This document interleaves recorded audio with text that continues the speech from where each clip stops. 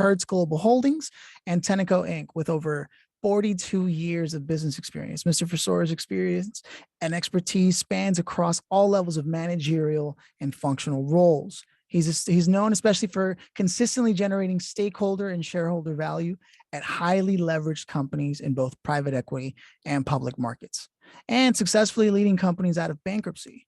Mr. Frissora's credits his success to a strong work culture that focuses on customer centricity, diversity, and employee engagement. Mark, how you doing today?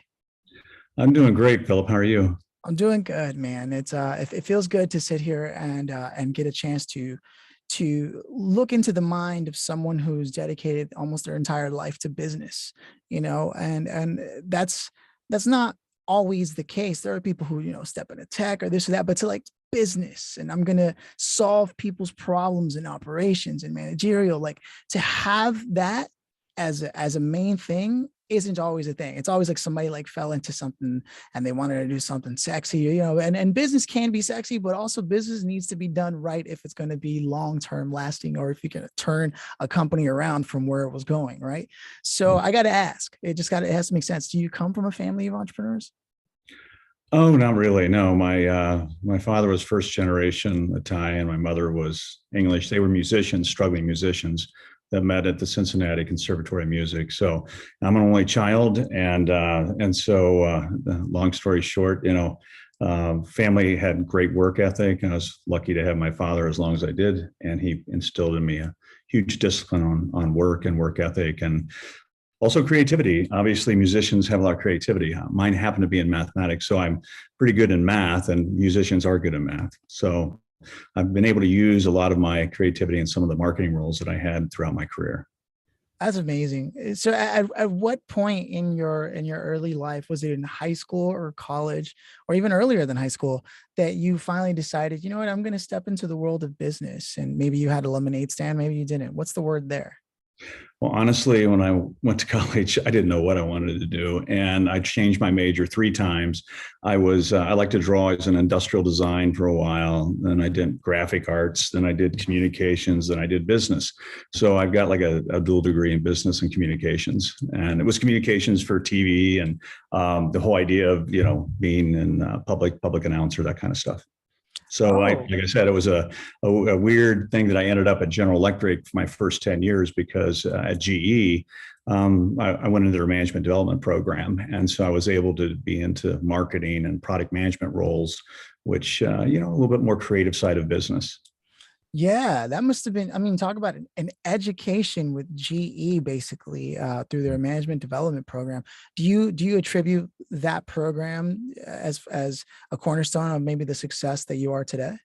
Absolutely. Yeah. Those 10 years, Jack Welch was the CEO at the time. He had just Oh, become CEO. wow. Yeah, since back in 77. And so I ended up for 10 years there, learning everything you could learn about a balance sheet, income statement. They had their own university. It was called Crotonville, and they send all their managers through it.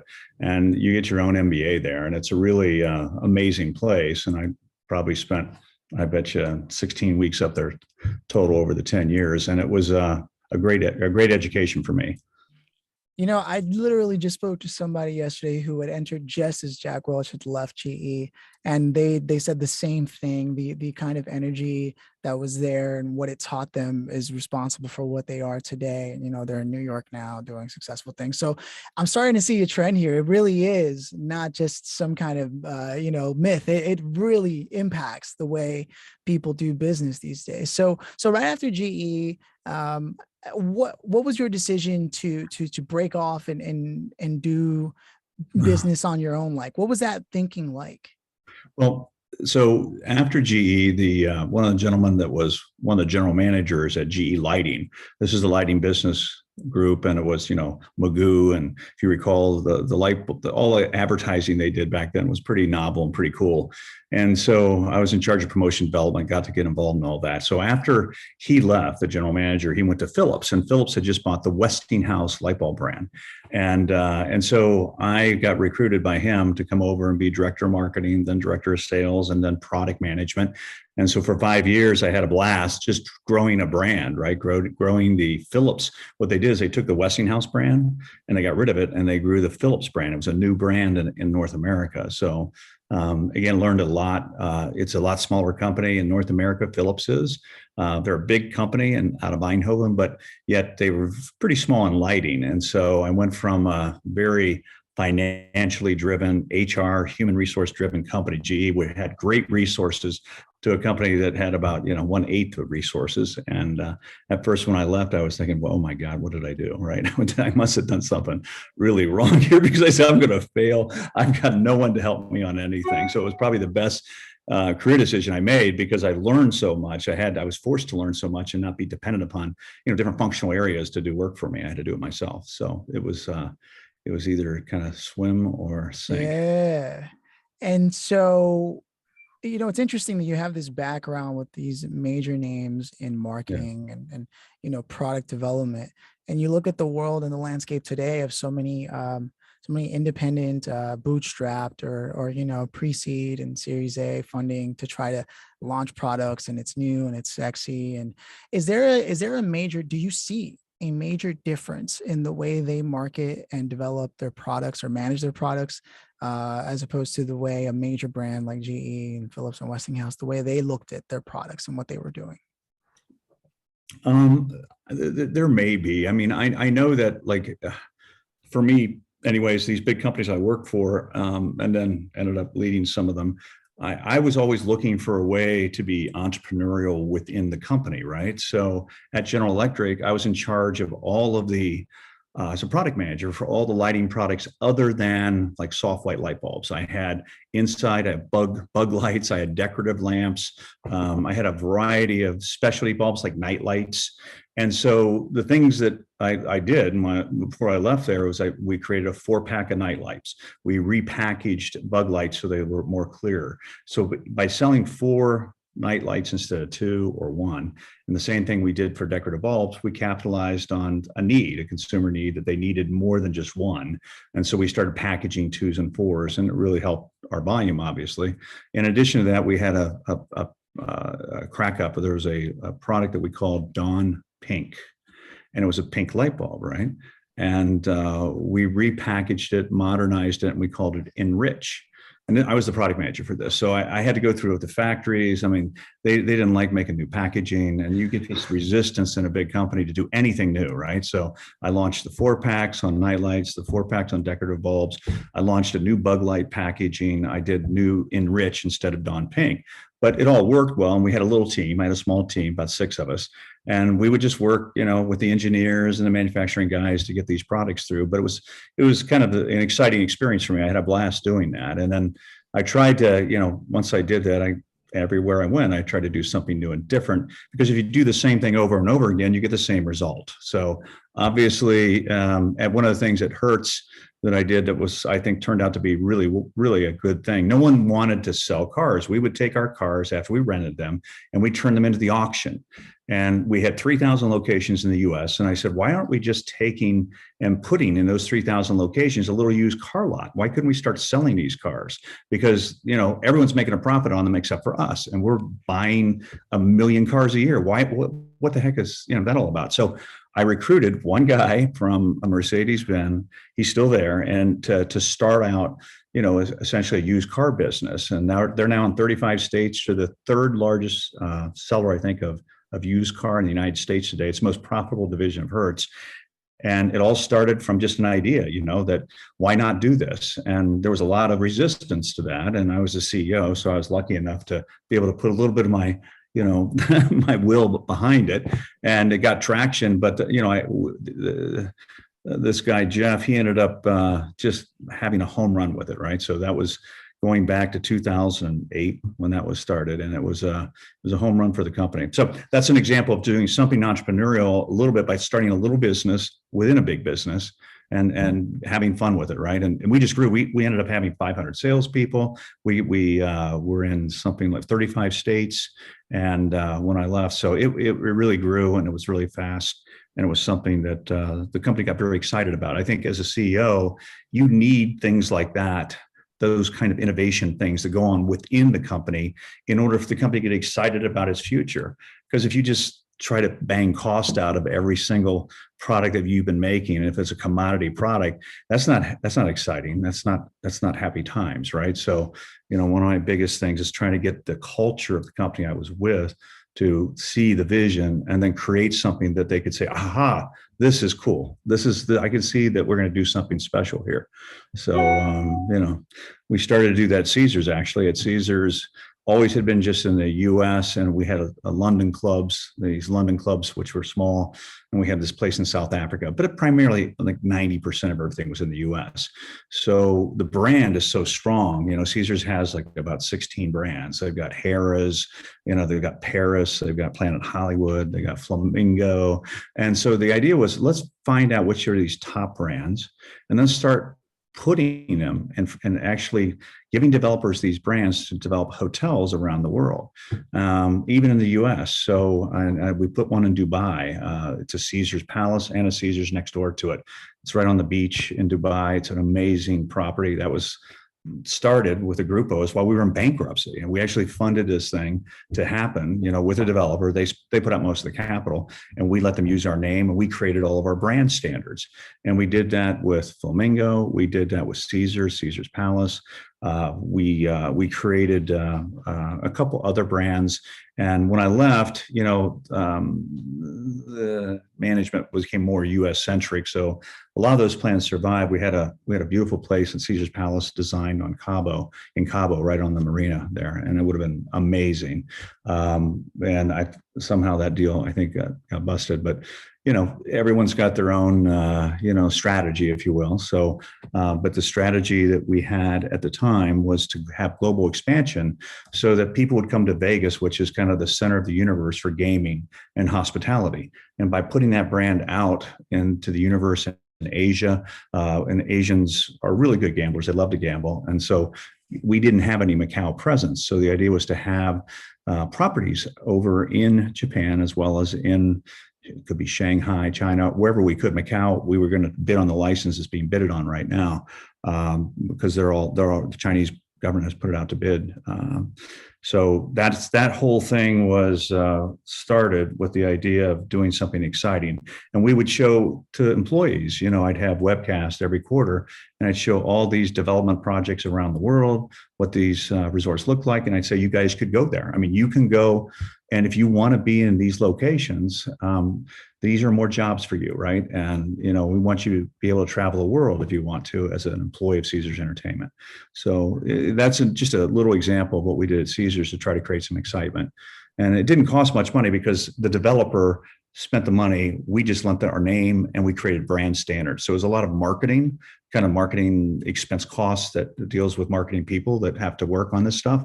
But beyond that, it wasn't capital, right? It was capital that was spent by other people. And what I'm getting from when I listen to all of this is your innate ability to connect with people and connect them to the vision at hand. And that's managerial 101, but done right, and not everybody can do that. They do more like 99.9, not 101, maybe even 100, but not 101. So what do you think, or what can you attribute to your ability to connect with your team and establish a culture? Because it sounds like that seems to be the gift that keeps on giving for your career. Yeah, thank you. No, I think that for me, I learned on my first gig as a CEO at Tenneco, I was kind of fire and brimstone, and we were cutting costs because we just were spun out by the old Tenneco, and we were in the recession, 1999, 2000. And a lot of our plants the volume was down significantly, and we had a lot of debt put on us by the old Tenneco. So I became the CEO of this debt-ridden company, and it was very, very challenging. And so I started to see the value of, instead of trying to be dictatorial, to be inclusive. I had a gentleman that actually became he's kind of a mentor for me. His name's Larry Sen from Sen Delaney, Dr. Larry Sen. And so he brought in a whole different way of thinking after I was there for about 6 months.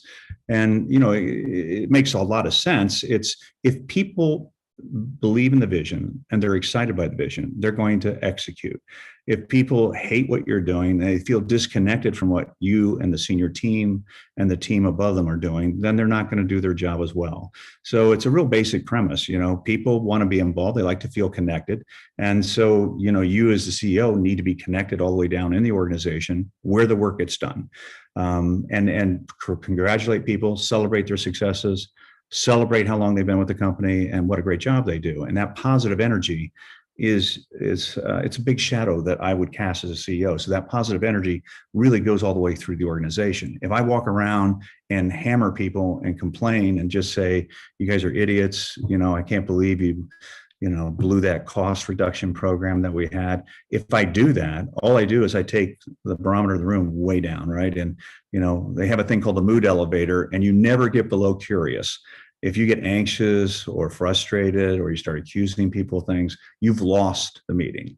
And so it's really important to stay positive and to connect with people and do your job as a CEO, which is create the vision that people want to follow and then feel connected. Make sure you have employee engagement all the way down in the organization. And you can only do that as you get out of your office and just go to places. So I just traveled a lot. I know on the Caesar's job, I loved it because I lived on the strip, like a half a block away. So I'd walk. We had 9 properties all on the strip, right on 8 of them are on Las Vegas Boulevard center strip. And so I'd walk those properties every weekend and just have a blast talking to employees, the bars, the music, all the stuff that goes on in Vegas. And it was really engaging, really exciting. But they loved it because I would eat there, I'd drink there, I'd spend all my time there and on the strip. And the employees loved the fact that I was engaged as a CEO there. And it was very helpful. So, Yeah. I would say that's a far cry from like what I've experienced. There was a startup I was a part of specifically who was all the things you said not to do as a CEO. And in all fairness, they were a board member who ended up having to take on the role of being a CEO. And let me tell you, there's a difference between a board member and a good CEO. And you have identified what those qualities are because they were exactly that. They would come in, they would immediately say, well, what's going on here? And what's this? And, yeah. It wasn't too long. Make everyone defensive, right? I mean, Yeah. you got to make people comfortable. So actually having a good sense of humor is a great trait for a CEO, right? Making jokes about me, about myself, being humble. They always say, check your ego at the door, please. So, so we had a thing that I used religiously last 2 companies at Hertz and at Caesars called skip level reviews. I would arrive at a facility that could be, in Biloxi, Mississippi. We had a pretty big casino there. There's a lot of casinos in Biloxi, but that's one of the regions. And I would arrive, and then I would go into the room, and they'd know I was going to come, but not a whole lot of notice. And I would sit down with 10 people that they would pick that were people that work on the floor. It could be a dealer, it could be a cocktail server, but it was people at the transaction level of the business. I talk about it getting into the bowels of the business. And so once I would get those 10 people in the room, there was no managers allowed, and there was no one from HR allowed. And I started off and I would say, look, I'd like you to just tell me a little bit about yourself, even something personal if you can, and then tell me a couple things that are good happening at the company and a couple things that are bad. And I'm going to write this down. And after we get out of the meeting, I'm going to go over it with the management team. We're going to follow up on those bad things. And you might not like the answers, or you may love the answers. Either way, we're going to post them on a bulletin board, and you're going to see that we're taking action, that we're listening to what you have to say. So I did that, and it was so powerful because I would talk about my life a little bit, and how tough I had it, and how I never forget where I came from, and then I would also relate some personal things, about it could be about my kids or something like that, and try to do it with a sense of humor and get people laughing a little bit, and then they would all go around the room and do it, and then everyone would have fun. It was last about an hour, and I would do every time I went on a trip. I did these, and it would only take an hour, and I debrief with the management team a half hour later. So it was very powerful because people knew when I came, they're going to get a chance to tell me like it really was, and it worked really well for me and for the team. That's Yeah. a game changer. And did you find often when you then spoke with management that their stories didn't cross, or that they tried defending Um, themselves instead, or yeah. I mean, in some cases it's weird, but you can imagine in different cities. I could be, up in Idaho. I could be up in Oklahoma. I could be in New Jersey, Atlantic City, and in each region of the country, you can see the cultural differences. And there are some cultural differences where they're more resistant to change and they're more cloak and daggerish and they don't want you to learn anything about what's going on. And in others, they're just more open, depending on the geography that you're in, right? So it was usually, yeah, it's I'd say more cloak and daggerish, and I don't want you to know anything that's going on in the East Coast. But as you move west, it starts getting a little more open. People are just a little more laid back, and aren't scared to speak up a little bit, right? So it was an interesting phenomenon to watch it happen at Caesars. I found the same thing true in Hertz. In Europe, they're very negative and closed mouth, more so than Americans. I don't know, in any culture survey you do, if you ask them questions, they'll always score a little bit more negative in Europe than they will in North America. I don't even know if I know why, but it's just the way it is. They should be happier because they get usually 34 paid holidays, and in the US we get 13 paid holidays. So they should be a little happier. But my point is, I would get different reactions based on where I was and what region. It just goes to show you that everyone's different, and you can't assume anyone's going to be like you. I come from Columbus, Ohio, and no one's like me. So, I mean, Columbus is in the center of nowhere. So it's like, you're kind of plain vanilla no matter what. They used to do all the marketing testing in Columbus because the Wendy's and all these fast food chains, because it's Middleville, right? I mean, there's nothing there that's one way or the other. I love that, because time and time again, the theme throughout our conversation is your ability to be aware and to tap into the fact that there is something already happening with people. So there's some unwritten rules that people are operating by, and you open the ground for that to be discussed, to be explored, to be almost invited to. And then from there, you see where it makes sense to then lead them forward to where you want them to go. And I can see that happening in the background everywhere you go. And that ability is something that I think many people who are looking to start companies today, or who don't know how to explain that to investors that they're hoping gives them money, or that's such a skill that is perfect for a CEO or anyone trying to be in business, that isn't talked about often. There's this thing in leadership, but that's not leadership. That's more than leadership. That's a true awareness of just others, not self-centered. And that's really cool that you can do that. So for me, now that we talk about how that opens up to, like, whether it's restructuring a team, right, or changing the culture, or saving a company by being able to empower the team by knowing them from the ground up, how you've been able to then watch all these major brands rebrand and repackage, and you've been a part of the rebranding and be repackaging. You've helped start a business within a business everywhere you could. All of these things, right, are the Right. DNA of what an entrepreneur is in today's modern society, everything that everybody strives to be, right? So you did the thing with Caesars, right? And now what's on the future horizon for you? Well, I've been a lot of things. I'm working on a lot of things right now. So one thing, I advise. I'm an advisor still to Apollo. They look to buy companies all the time. They're very large, $450 billion fund, and they have a lot of companies that they have bought. They actually were half owners of Caesars, and so I've been working on projects with them, companies where they are looking at buying the company, and then I advise on my expertise, right, on how I could help them. Then the other thing that I do is I just recently became a co-founder of a company called GoodWorks, and GoodWorks is headquartered in Vegas right now. And GoodWorks is a technology company, has an app that basically marries anyone who's in the union of Unite Here or other unions on the Strip with the different resorts, casinos. So everyone basically on the Strip has a, Unite Here or a union. And so there's like 60,000 workers just with Unite Here. There's about 100 and I think it's 140,000 unionized workers. There's dealers associations, the AFL-CIO. There's a lot of most of the workers there have some kind of representation. So what we do is there's all these jobs are standardized, and most of them have the same rate per hour.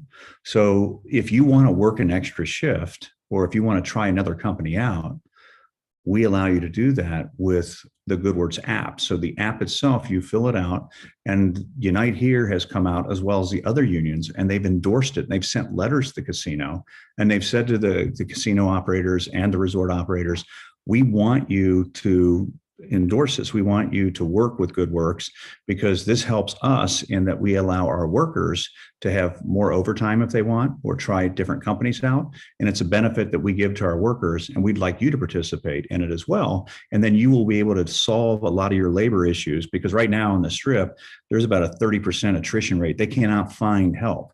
And so a lot of times they just make existing workers work overtime. In this way, you have this big population base in a database that you can manipulate and find, post a job, and instead of going through the interview process, it's done immediately, right? And our algorithms in GoodWorks actually screen for, seniority, how much time on the job, if there's specific training needed for that particular worker at that new company that they might want to work for. They don't leave the company they're at, they just get incremental work for the holidays or whenever they want to. And it also stops the 30-day process of interview and eliminates a lot of costs. So it's a kind of get America back to work. It's the whole idea of that. It's a minority-based company as well. And so we're trying to hit it out of the park and helping social needs that are there, helping everyday people to get more work when they want it, the way they want it, right? And have choices. And we're expanding beyond, we got stuff going in Atlantic City as well. And then we're going to be talking to the automotive industry as well. So we're doing a lot of stuff, but it's exciting because people love the concept. It's pretty simple, but the software slick and developed in Romania. And we have a bunch of software experts that are continue to refine it and make it even better. So we're talking to a couple of the big casino operators. I can't talk, but they're on board. We're just finalizing the contract. So that's an exciting thing I'm working on. So Oh yeah. a couple of guys that worked with me at Caesars, they started it about a year, and then I came in with some funding. And they gave me the title of co-founder, and I'm selling it too, right? So I'm going out there and talking to the CEOs on the Strip, which I got to know pretty well, and everyone's been positive about it. So I've been spending some time on that. And the other last thing is there's a company called Aaron Sebia, and that's a company that my family's bought into pretty high, and it's a company that does reclaim and recovery of industrial gases. So imagine helium's very expensive, argon's very expensive. So we develop a whole little plant outside your plant that reprocesses that gas and reclaims all of it, like 95% of it. And then we give it back to the customer, 50% reduction in pricing. So that company is going gangbusters, highly engineered product line, totally different than, the app and in Las Vegas, a totally different thing. It's very technical and patents and stuff. And is a family that came up with this, and we love the idea. And I started funding their growth, and then we ended up buying it kind of from the founders, the owners who were engineers, and the whole thing of, again, making the world a cleaner place, right? So you have something that all the employees can get around because we're using 90% less gas on argon and helium. You use helium to make semiconductor chips. You use argon in any kind of metal cutting that goes on in plants. So huge applications, companies growing fabulously. And so I've been excited to be, I'm chairman of that company. I'm excited about leading that as well. This is awesome, because not only does it could, again, show your ability to tap into the people and what they need, just, on a general consensus. So you have that sense of mission with that one company, right? And then on the other end, here you are conscientious of the environment as well. it's just amazing to me how much effort and work you've been able to put in to get to a place where now you can truly impact the make or break of it by bringing in some serious funding. Because I'm sure they would have succeeded, but you definitely accelerated the amount of success they could achieve in a shorter amount of time by bringing in your connections, the people that you know, your experience, your understanding of how to look at an environment and say, okay, this could happen here, this could happen there. Just that entrepreneur that you are. And Yeah. so it's really exciting that good works is going to be, I think, something that's going to be adopted everywhere once it's proven as a concept there. Because the more I talk about it with people, the world of labor is changing as we become more modern, and people's expectations of work is starting to become like they expect flexibility at some point, Right. You and do. A different world. it's Yeah. really cool to see someone like you spearheading that, especially coming from, major corporate, and where, there Yeah, are. and I'm an old man. At the end of the day, it's like crazy, right? So I tell people I hate age, right? So I wish I never aged, and I wish I just, because I feel like I'm young at heart, right? You So are. always I want change, and I'm big on change, and anyone that has ever worked for me will tell you that the man likes change, and so I like to change it up and try to do things differently so that we can be better, right? So it's been a fun ride for me, but it hasn't stopped. Like I said, like a couple projects here, and who knows where I may end up in the next 6 months. So Oh man, you're definitely just getting started. That's what's so exciting. I don't even have to ask you, how do you find the energy to manage all this? I mean, just look at the sense of mission and purpose behind what you're doing. It's yeah. clear. There are clear objectives to be achieved there. And so it makes a lot of sense to me. So I have two final questions as we close things out. Number one, where can people get a hold of you and learn more about what you're doing? Are you active anywhere, or is it an email that they can contact you with? Oh yeah. If you just www.markfrissora.com. So and there's contact information, et cetera. So that's the best way. I just went live on this website a couple of weeks ago, so it Nice. was pretty cool put together. So there's that. That's how you would. Yeah, I That's would have everything else there. Yeah, good. yeah. Markfrissora.com. And then I have a question that I've asked everybody who's stopped by on this show. And it's just a curiosity of mine. I hope you indulge me, but you are welcome to pass. And that is, if you could have invited anybody today to sort of go over your journey and see the kind of things that you bring to a company and what you're working on now, dead or alive, who would you have loved to have invited, and why? Um, Pretty easy, I think. The answer to that question would be my father, who died unfortunately when I was 12 years old. And I think I told you, as an only child, he gave me 12 years of total discipline. He was a big supporter of mine, bragged about me all the time, gave me lots of love and support. And I had 12 great years with him. He was my best friend. But I've done so much, and in my career, I'm certainly proud of all the teams of people that have worked for me, that created the value that's been created. But I would have loved my dad to have seen what I did, and how I did it. So I would have loved his advice, and loved the pride that he had in me before he died. And so that would have been a fun thing to have him here with us today. Absolutely. And you're a father now. Did you mention that? Oh yeah, I have 4 children. Yep, I have ages 35 through 41. So Wow. yeah, Nice. 2 boys and 2 girls. Yeah, it's hard. I can't spit that out, right? I got a 41-year-old son. No, no, no, no. I was 10 when this girl got pregnant. No, it's not true. Hey man,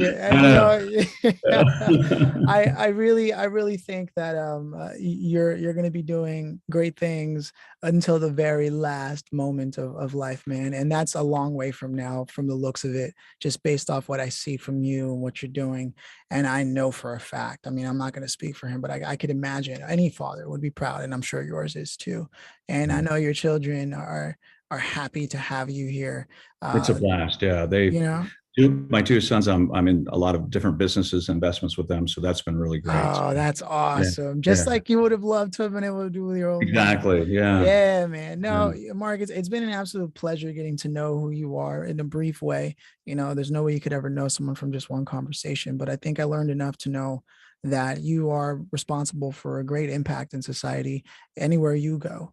And I'm grateful for that. So I want to invite anyone who's listening to go check out markfrissora.com again, and get to know the man, get in touch if there's anything that you think crosses over with what you're doing. or just to say hi. And Mark, thanks for stopping by. Hey, thanks, Phillip. Please take care.